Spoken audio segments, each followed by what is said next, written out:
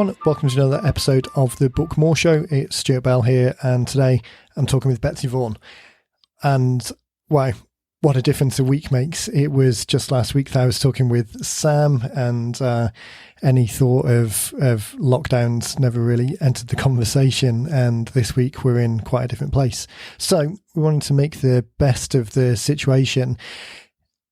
Definitely uncertain times, but there's a lot of good that we see out there as people, as organizations are looking to try and engage customers and add value and make this as least painful as it can be.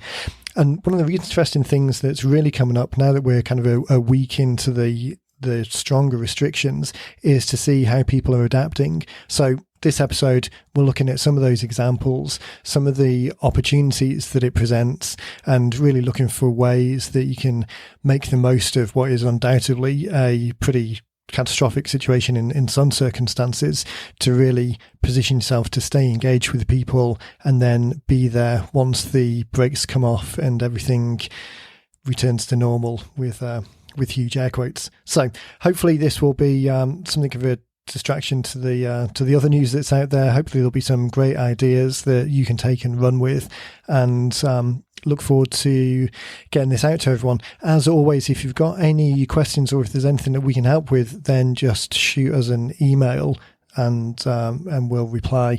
Also, towards the end of the episode, I talk about some Facebook Lives that I'm going to do over the coming few days. So if you don't yet follow the Facebook page, just head over to facebook.com/90minute books and hit follow, and then you'll get notified when we're going to do the Facebook Lives, and we're going to go through the 8 mindsets of the Book Blueprint scorecard.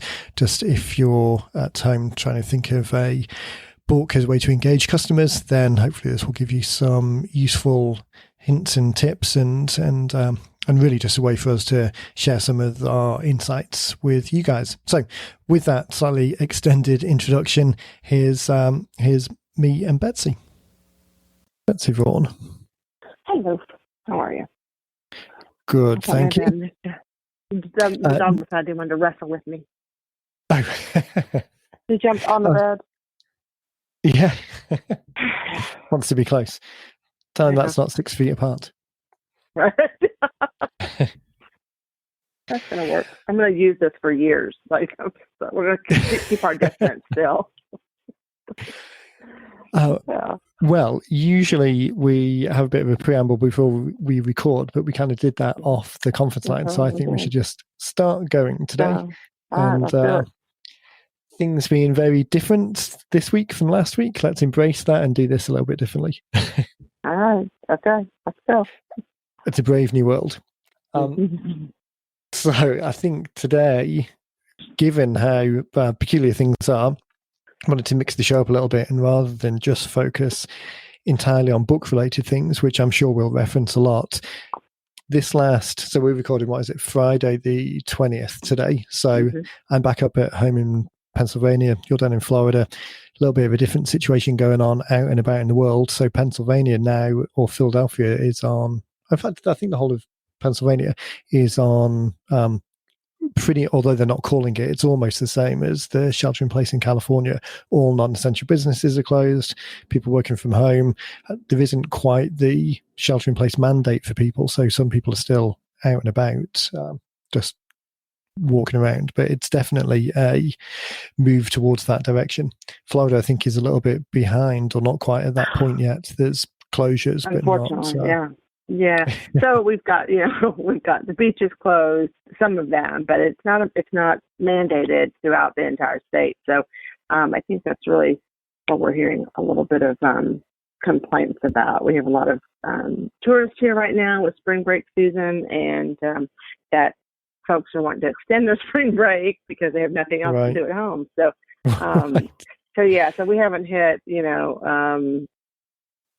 as many closures as I thought.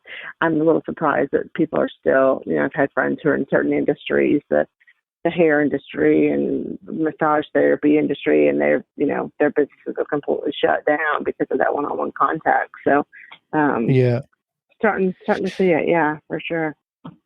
So over this week, obviously talking with different clients from around the country, their experiences are all pretty different, as that's a moving picture. But what I wanted to look to talk about today is this idea of what people are doing both in the US and around the world to kind of embrace this virtual idea, and from the point of view of kind of just social wellness, what people are doing to put stuff out in the world, and how they're giving value or giving content to both customers and non-customers, and then kind of bridging that or kind of expanding that into, okay, well, this is probably going to be the new reality, definitely for weeks, probably for months, and hopefully not much longer than that. But what people are doing to embrace the virtual world and how that can bridge into client work at the end of the day, because we'll need to move from whatever the old model was to the current model. And whilst there are certain industries which, as you say, it's very difficult to have any idea of a massage therapy business doing any work whilst there's social distancing in place. But a number of other businesses, financial advisors that we talk about a lot, I mean, even florists and flower delivery companies, in theory, that could continue to work. I'm trying to think of those examples that are kind of on the edge of not very obviously unaffected or potentially unaffected, but not in a kind of shutdown state like a restaurant with no takeout would be. So yeah, so it'd be interesting to talk about that. I think it's a great time to talk about it. So the ones that sprang to mind immediately, or got me thinking about this last night, is Lucy's obviously at home as well here. Yesterday, she was doing a virtual Pilates class with a friend of hers who's a Pilates instructor. So that was a Zoom call that they'd dialed into. The CrossFit gym that I'm a member of up here, they've been closed now for a week, so they lent or signed out some equipment to all of the members, just like dumbbells and kettlebells, that type of thing, and mats. That's awesome. And they've been running Zoom classes. So they online had, like most CrossFit gyms, I think online had listed their workout of the day for a long time, but they've augmented that by the day before doing a video, like a guided warm up and movement video, and then actually once a day doing a Zoom class as well. So those were the ideas that made me first think about it. And then last night, Lucy was talking about Philadelphia Zoo. This week, they're doing guided tours where they're picking one animal or one area a day, and then having the I was going to say wardens. They're not wardens. What do you call the who are the people who look after the animals? Yeah, the caretakers. The zookeeper. Zookeeper. Yeah. Zookeeper. Yeah. Thank you. Yeah. I'm shouting out. That's what the actual word is. So the keepers from the zoo are going around and getting kind of an in-depth look at the animals, which is really something that you wouldn't get otherwise. Even doing tours physically at the zoo, where the people, they do like the show and tell and the walk around, you don't get opportunity to see that behind the scenes image. You don't get the one-on-one interaction that you get in with the animal keepers who actually know intimately each individual animal, and they've got the time now to do it on a broadcast, on a webinar type sense. It's fun for the time now, because I know people, I work from home, so this is my norm. So I don't have that sense of, oh my gosh, I can't escape. This is what I do most days, from 8 to 6. So but these options that are popping up, with the zoos and all the fitness classes. It's hard for me to do a fitness class in my living room because I have 3 dogs that think that because I'm on the floor, it makes me want to play. So it's very interesting when I'm screaming, trying to do, some sit-ups, and there's like a variation on UFC. Yeah, exactly. But just having all of these options, I think, is so great that people, can do things, and nobody should be bored at this point. I mean, there really are. Now you can't go shopping, and you're not going to school, but there's so much that's going on. I had shared, I've watched several concerts that just sort of started with Chris Martin and from Coldplay. He did Right, one Lucy was that watching wasn't. that. Yeah. Yeah. And so then, like he challenged John Legend to do it. And then so John Legend did one, and he challenged, I think, Charlie Puth. And so it's kind of now it's going on. So I've watched several concerts, and it's just many, 10 songs, but it's just an experience. It's something different. Somebody I may not have, I've never seen John Legend in concert. So, it's kind of fun to sit and see him doing those things. And just that interaction, is kind of nice. And so I have a couple of other ones that I heard about. And so those are lined up because I love music. So that's something fun, for me. I think it's interesting how technology plays a part as well. So with Dean was talking about, he was on a group with Taki Moore when they were doing one of their black belt presentations from their groups out of Australia. So the virtual meeting that they had was on Zoom. We were talking this morning, and he was saying that it was a pretty seamless, in fact, for him, a superior experience because there was no travel involved and all of that type of headache. The actual experience of being in the room, because the screen was shared in a way that all of the attendees could see each other. There was the presentation, the on-screen stuff that would previously maybe have been taken just scribbling on a piece of paper, or doing something on a projected screen that is in a room. And we've all been in conferences where the projected screens, it's never as bright as just looking at the desktop in front of you. So practically speaking, seeing what was being talked about was clearer. They were then had breakout sessions, which were seamlessly facilitated. So I don't know how many members there were, but Dean was describing it as there were several breakout groups to discuss and go into the particular point that was being talked about. Now, I'm sure you've been to events, as have I, as have people listening, where at the point of a breakout or that type of thing, either two things happen. Either it's 5 minutes worth of turn to the person next to you and describe it, which is somewhat forced and noisy and isn't the most practical of things to do. If you're there with someone that you're always talking to the same people. If they break out for a longer session into other rooms, then you lose 10 minutes on either side just corralling people in and out of a room to break out. Whereas this was immediately available. It was immediately split. It was taken and split in a way that means each group was split into they didn't know who they were going to get separated and talk to. So each one of the breakout sessions was with a different group of people. It was immediately available. So it's really just a much more practical way of delivering things. So point being that the technology that's available makes it much more seamless and much more of an option than even 5 years ago.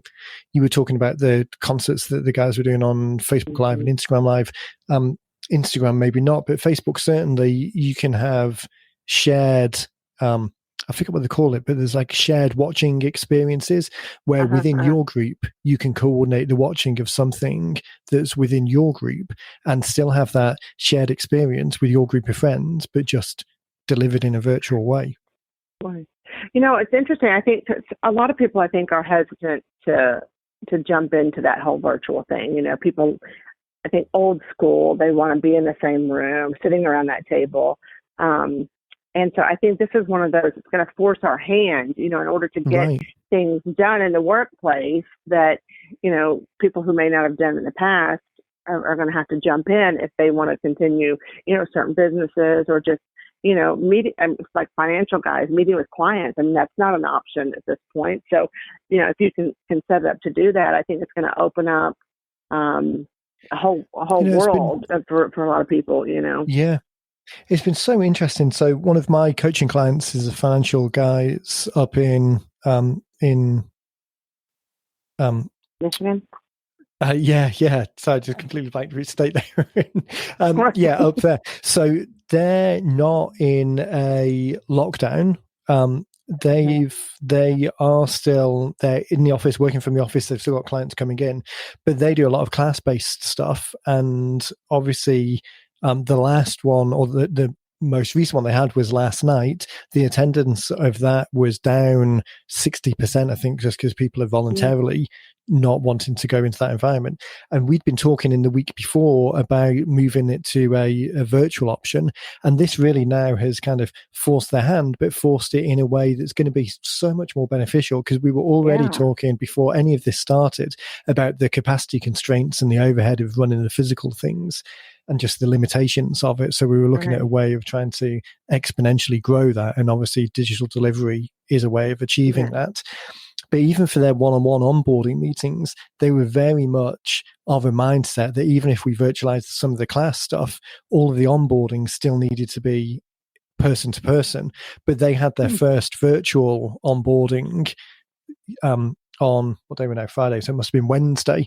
So some people were scheduled to come into the office. They decided they didn't want to make it, so the guy said, "Oh, well, let's do it online instead." And they went through all of the same stuff and had a successful outcome. They onboarded the people as clients. I was going to ask you. That's awesome. Right. Yeah. And that experience, and even that was, I was saying to them, so Monday, we're going to do the first virtual class on Monday. I said, it's such a great opportunity because we'd already done some of the work to move it towards that. The in-person stuff, the meetings really drifted towards 3 hours. And that doesn't work people's attention isn't that great for just online stuff. So we'd already done some of the work towards condensing it and kind of separating out what needs to be delivered now compared with what can be done later. But I said, you've really got the benefit of whatever you do on Monday, is going to have goodwill from the audience, because everyone knows that everyone's kind of laying the track as they go. For the next couple of weeks, this is best endeavors all around. As opposed to if you'd have tried to do this 3 months ago and the online experience wasn't crystal clear and perfectly smooth, then people would be less willing to accept that, because there isn't, where we are now and everyone's trying to do their best, you don't get that goodwill coming across. So now, if anything, is a great time to, because one of the debates was, okay, well, should we just pull the next class and then come April, we'll see where we are and try and get a virtual one there. But it really is anything that you can do immediately just has this added benefit of you're showing willing at trying to do best endeavors of sharing some information with people in the best way possible. And people are going to be much more forgiving to technical glitches than they would be without this. And then come April, you've got one or two of them under your belt. That's great. That's great. It'll be interesting to follow the people you're talking about and see how it all ends out for them. Because it is new to them.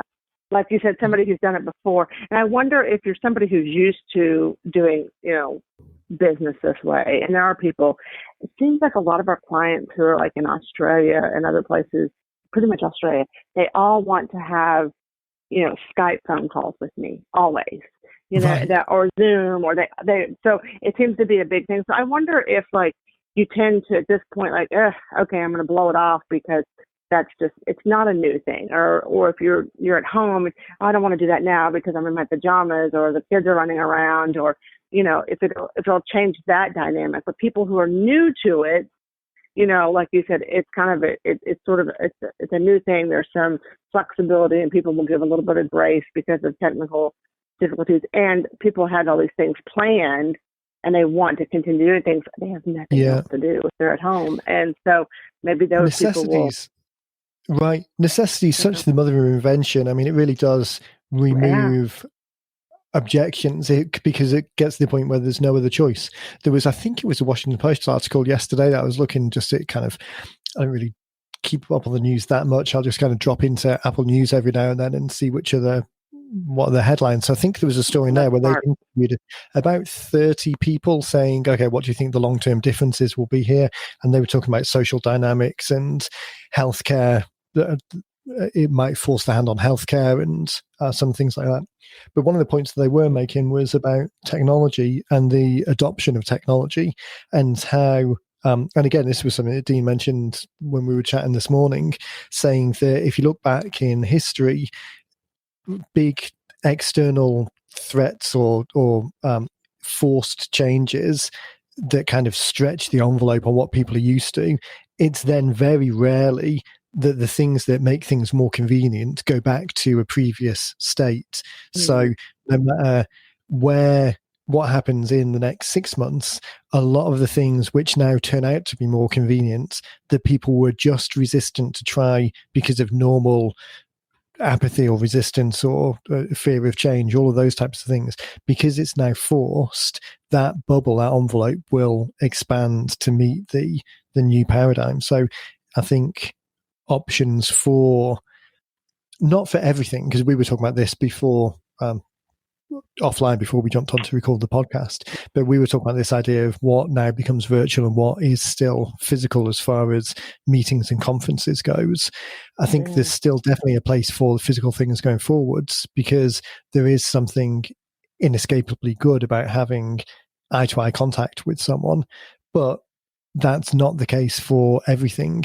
And like you were saying with the guys in Australia, even coming from the UK, I mean, it's much more used. The circle I was in, it's much more used in the UK, because you're dealing with, like with Australia, you're dealing with people in the US so often that you have to employ technology, because you're not going to place a long distance call from Australia to the US when you could just do them on Skype and have a much clearer line for a fraction of the cost, if anything.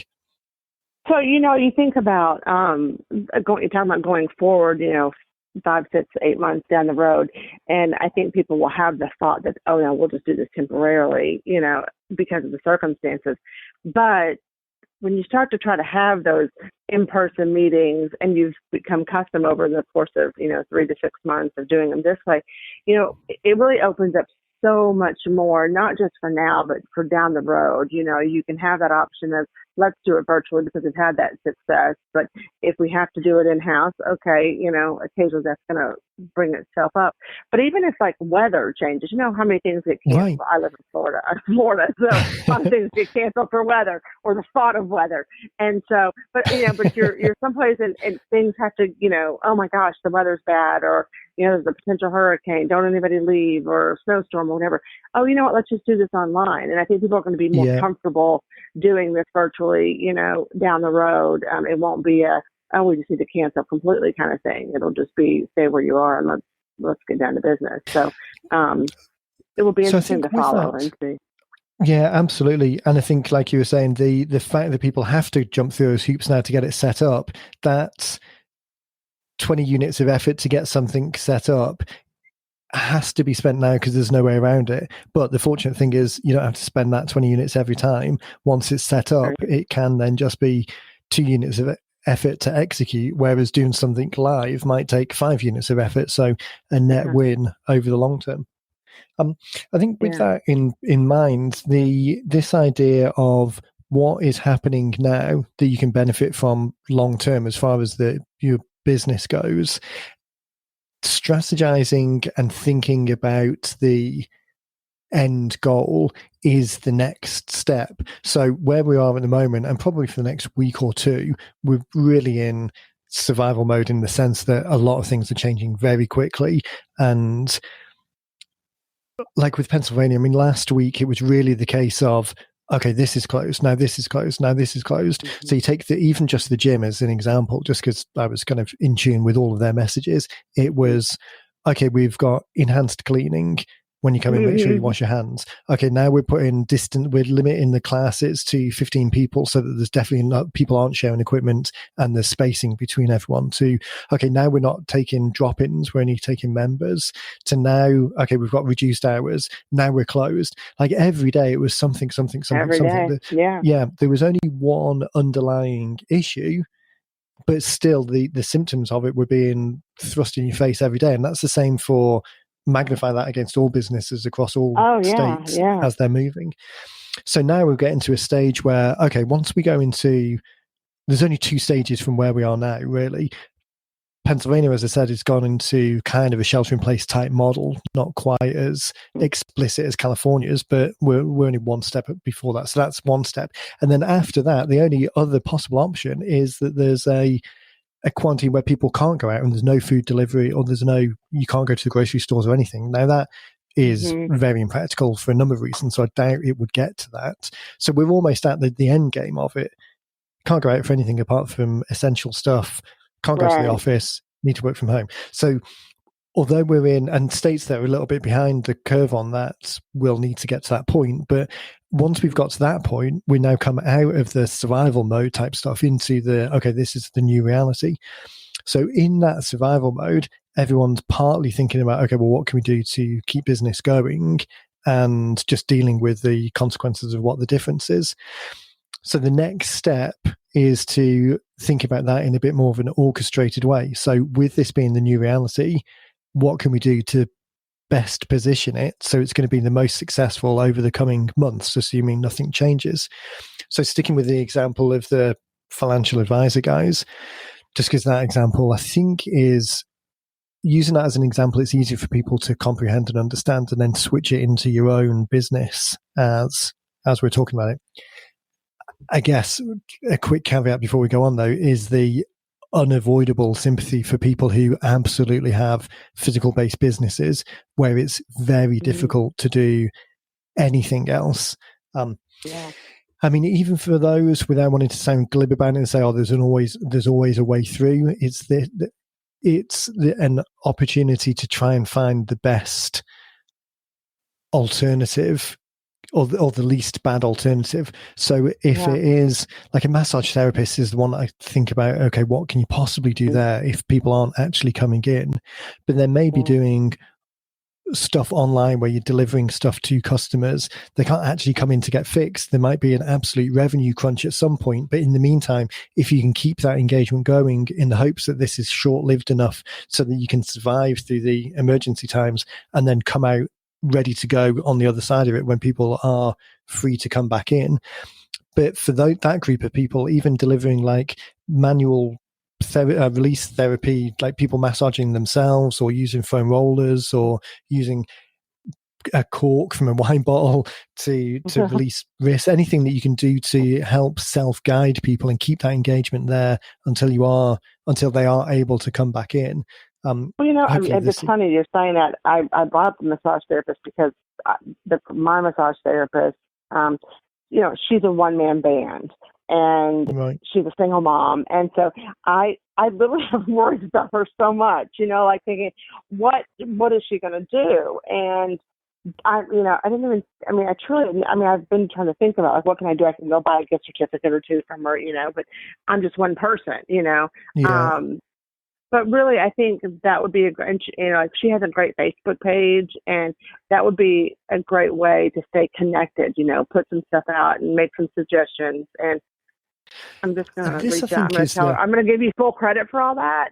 But I'm going to say, listen, we were talking and Stuart said. And so, give her some ideas to really, because like the big names, like I go to a national chain gym, and they have just, like same thing, they bombarded me with emails, and they're all over Facebook, and they're not just for members, but they've opened, if you go to their Facebook page, they're doing everyday exercise. They've got somebody on there, that's live doing it. And so I think that staying connected is really going to be key to survival for so many people, I think that for the financial advisor guys, we sent out a mail. It's gone out today, actually, with they, as well as working with us and working with me, they have connections with a whole number of other financial advisor training type organizations.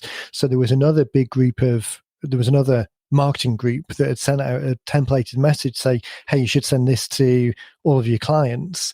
And I think it was either Monday or Tuesday. So it was after the markets were crashing pretty badly. And the message was just full of fear and doom, and markets are crashing. It's unprecedented, and you absolutely have to do something now, and it's going to be catastrophic. And if you don't do something now, you'll regret it. All of this. And we're saying that's not the message to send out. If that was me as a recipient of that, I would unsubscribe straight away. So there's always that caveat of, don't necessarily want personal opinion to cover the actual statistical results. And that email, or an email like that, would definitely get a response. But what can we do? So the thing that we're trying to do is send out a communication piece to show thought leadership to the people who know, like, and trust you, and at uncertain, scary times are looking for a sense of certainty or hope, or just something that they can grab onto as a rock in a storm type thing. So instead, we sent out a message that was saying, first of all, hope that you're not directly affected from it. These are scary times, but we've got through this before. By now, I'm sure you've got plenty of information about the medical side of things. So I just want to concentrate on the financial side of things, because that's what we're experts in. At times like this, there are some things you can do something about and some things you can't do something about. So it's beneficial to concentrate on those things that you can address and then just let go of the things that you can't.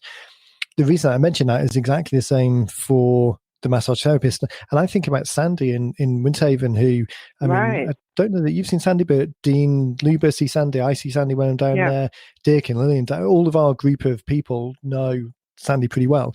And her business is exactly as you were describing your therapist. It's all literally hands-on stuff. So if people can't come in, I know this isn't the case in Florida yet, but if people can't physically come in, if you can't go to see them, then that's nothing you can do about that. But what you can do is do things to position yourself as best as possible, so that as soon as the brakes are off, as soon as people are released, then you're in a position to move forward. So by staying in contact with people, by giving them stuff to do themselves, because at the end of the day, what else are you going to do? I mean, you could sit at home and do nothing, but that's not particularly practical either. So trying to get ahead of it and do something, even if that something is terrible, but it's one better than catastrophic. So, I mean, again, it sounds well. weird, I think it also, when you're busy, I mean, I know you feel this way, but like an idle mind is dangerous, as far as I'm concerned, So I think if you're in an industry where you can't go to work or you physically can't see clients or what have you, then like you said, doing something, even if it's small and it may not be the prettiest, and it might, but doing something, I think, kind of keeps you in that mindset of work. And I think if you're stressed about it, it might be a way to take some of that relief off of you, that like, okay, what am I going to do? How am I going to pay bills? Or I need to keep moving and just, sort of keep that positive, like yourself. If I got an email that was all doom and gloom, I would be, okay, I'm finished with that, Yeah, particularly at the moment, because on the one hand, it seems like it's jumping on the bandwagon of fear of just putting a coronavirus name on the top of everything, which isn't necessarily accurate or relevant.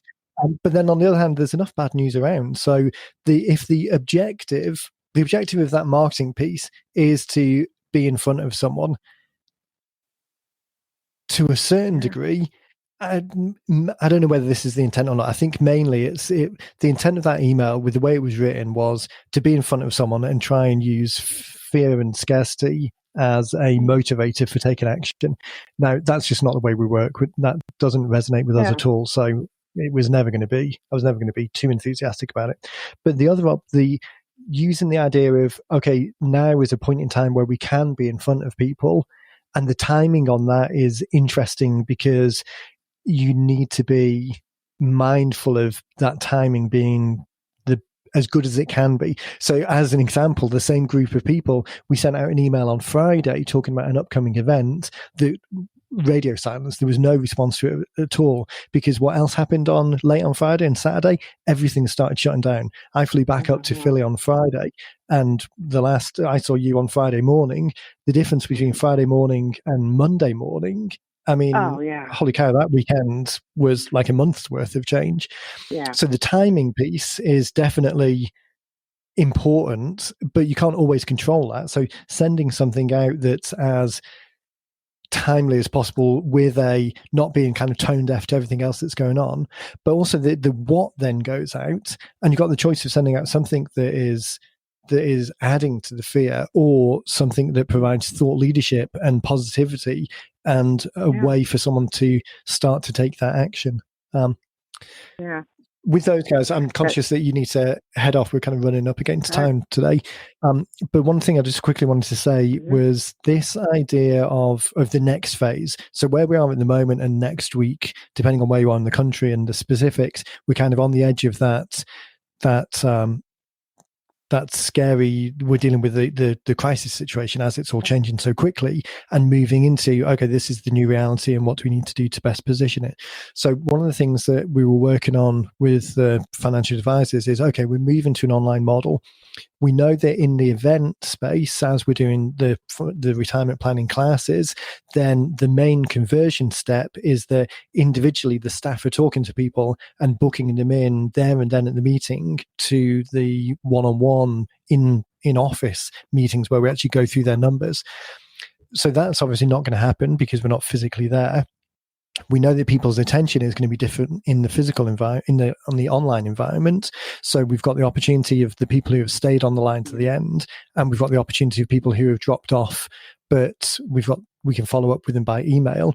But knowing that the outcome is still the same, that we still want to do this one-on-one work with people. Now, whether that is now online or physically in the office, that doesn't matter so much. But the event that we want, this minimum viable commitment to the next step, is a commitment to spend time and go through one-on-one on the numbers.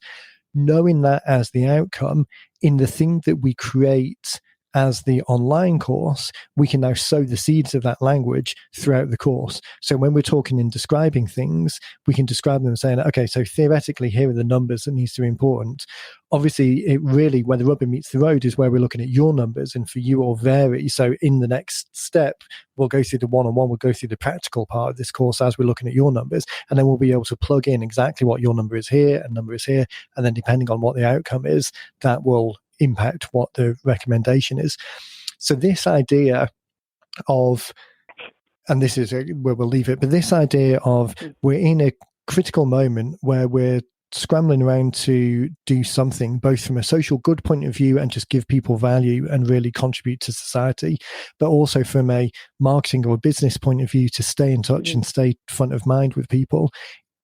In the next couple of days or the next week, just do anything. Anything is better than nothing. But then as we're moving into the new reality of how we're kind of trying to maximize this effort and A, deliver the best value, but B, guide people towards that next minimum viable commitment step that leads them towards where we want people to go, then think about orchestrating it as the chess player, as what are the 3 moves ahead that we want them to do that is going to be best for them to do, and then how do we work that back and include that in the language of the thing that we're creating now in the moment. Does that make sense? That's right. Yeah, it does. And I think it's going to be interesting to see, to follow this over the next few months and see how things turn out. In the long run. So necessity is definitely the mother of invention, I think. So Will, I know that you've got to head out, so we'll leave it there. In the spirit of kind of giving people value in a time that they're at home, I think what I'm going to do is do a couple of Facebook Lives over the next week or two and just run through the book blueprint scorecard. So as people start coming to terms with a different time scale, then working through if you've got a book on the mind, whether you're doing it with us or doing it yourself, then the scorecard is a great way. And for us, it's a really valuable thing that we can give to you to work through and help contextualize these ideas that create a great book. So I'm going to do a Facebook Live over the next couple of days, or a couple of Facebook Lives addressing the 8 mindsets. So if you're not following the 90-Minute Books Facebook group, the page, then head over to, I'll put a link in the show notes as well, but obviously facebook.com/90minute books, and then just hit like and follow there, and you'll get the notification of when we go live. And if you've got any questions in the meantime, then we're obviously here, like Betsy was saying, we're working from home anyway, so just shoot us a message to either support or hello@90minute books, and we'll be here to answer any questions that you've got, and whatever help we can be, happy to provide that help. Fantastic. Alrighty. Well, thanks everyone. Chin up, as they say in the UK, and wash your hands. Stay healthy. Yeah, exactly. And we'll be here to help if you've got any questions. So just give us a shout. Otherwise, like I say, keep an eye on the Facebook page, and I'll be doing those Facebook Lives on the scorecard. In the meantime, Betsy, thanks for your time. Always a pleasure. Thanks everyone for listening, and we'll catch you in the next one.